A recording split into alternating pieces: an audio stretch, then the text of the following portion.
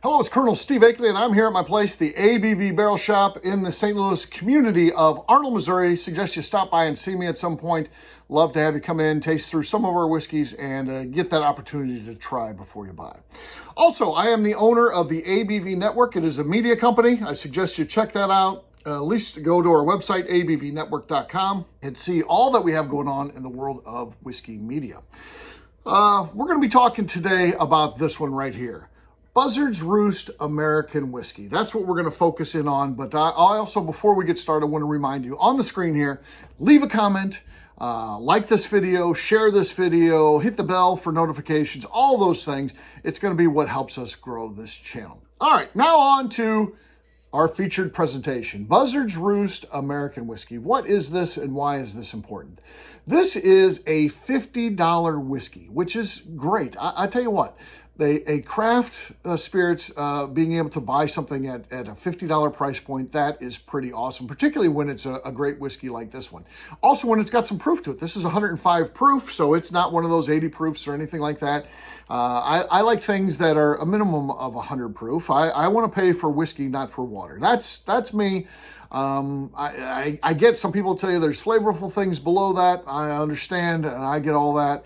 And I tell you what, when it comes to things below 100 proof, I'd rather focus on the heritage brands, because at that point, because there is more water in there, I'd rather focus on the economies of scale and how they can cut corners on things to release something that's cheaper. When I'm paying for, like I said, for more water than whiskey, the craft side of it isn't as important. But when you think of the economies of scale of a craft, these guys source, of course, but when you're talking about a distillery that's making their own whiskey, think about their economies of scale. How much grain do they buy versus one of the big heritage brands?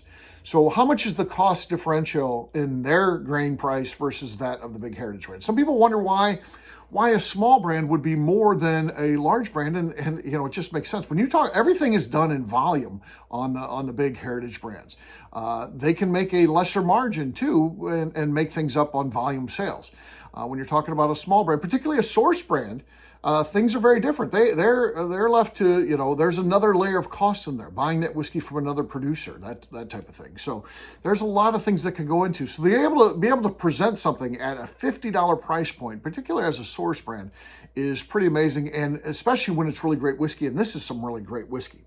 So how all this comes about is they're utilizing finishing barrels. They have like 18 proprietary barrels that they use over at Buzzard's Roost, and those can impart different flavors into the whiskey. They can mellow it in a different way. There's a lot of different things that those barrels are going to do. They are very expensive, so you're talking about somewhere between $400 and $1,000 for one of these finishing barrels. So you think about the cost of that. That's going to be probably the most biggest. I should say, if you think about that, that's going to be the biggest expense that they have in making their whiskey. So they take this finishing barrel, and the real thing about a finishing barrel is you don't utilize it that long. So it's going to be toasted, a low char, like I think they use #1 char and other things. So they put down a nice layer of toast, then they char it with like a #1 char. And then they use it as a finishing barrel.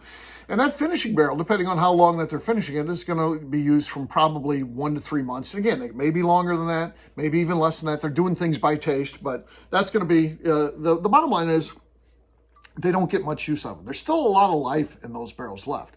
But they were selling them off because they didn't have a use for went from a new charred oak barrel to a used one. So they sold those barrels off. And then they were like, we might be better off if we could make a viable product with that.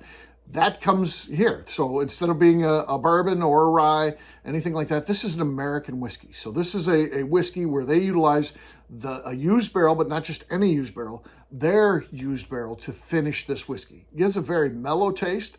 I'll tell you what, this is an easy drinker. I think it's a great sipping whiskey, but at that $50 price point, it's also perfect for cocktails. And Buzzard's Roost has done a great job of focusing on cocktails. They have a cocktail bar at their distillery on Whiskey Row, and they have all kinds of recipes that they put out on their website and stuff like that. You can sign up for their email newsletter where you get a bunch more and things like that. So they've kind of developed the perfect craft cocktail / sippable whiskey here in the Buzzard's Roost American Whiskey. So this is one that we carry at the ABV Barrel Shop. It's one of the few things that we carry that is not a barrel pick, but it is available here, and it's available at a lot of fine retailers, I'd say. The people who know their whiskey, they're going to carry this one, so look for it on your shelves. Buzzard's Roost American Whiskey.